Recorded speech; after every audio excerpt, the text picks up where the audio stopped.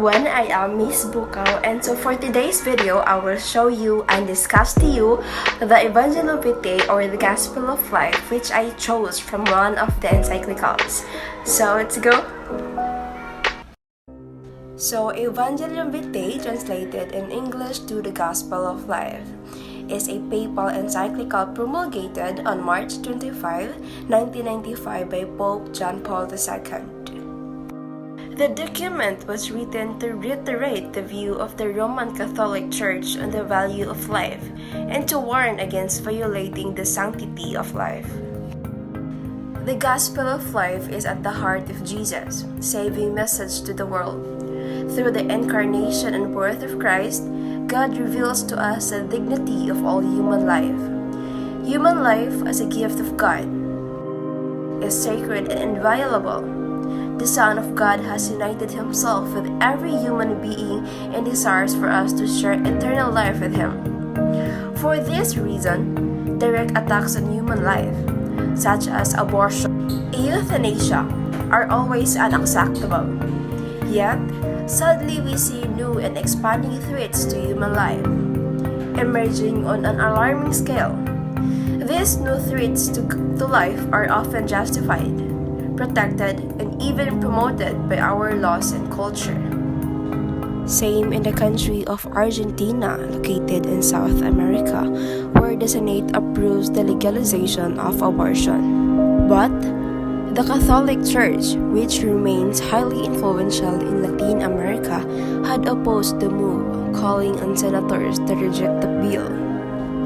While Argentina's powerful Catholic Church and its growing evangelical community put up strong opposition against this bill, it was Argentina's mighty Green Wave women's movement that has been at the forefront of this change. Argentina isn't the only country who legalized abortion.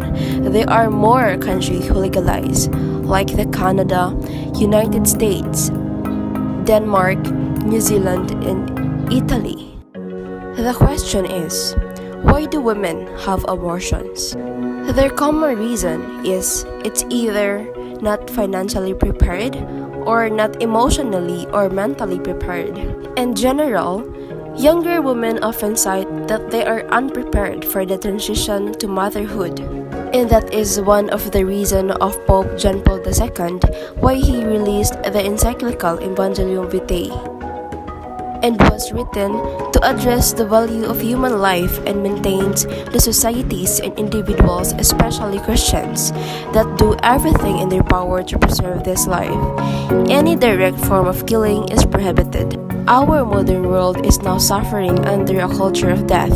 Scientific and technological advances and an increasingly secularized world have led to an eclipse of the value of human life. Technology should always be at the service of the human person. We must reject systems of structuralized sin which value efficiency and productivity over human persons. Governments and international institutions promote abortion and euthanasia as marks of progress and freedom. But this is a false understanding in which freedom is equated with absolute individualism. True, freedom is inherently relational, recognizing that God has entrusted us one to another. As societies fail to recognize these objective truths, everything becomes relative, and all principles are called into question. Society as a whole must respect, defend, and promote the dignity of every human person at every moment and in every condition of the person's life. Each life is a gift from God and ultimately belongs to Him. He has sole authority over life and death. It is our responsibility to care for and protect human life, especially the lives of the most vulnerable among us. We are the people of life and the people for life. It is our duty to proclaim the gospel of life to the world. In every child which is born, and in every person who lives or dies, we see the image of God's glory. We celebrate this glory in every human being, a sign of the living God, an icon of Jesus Christ.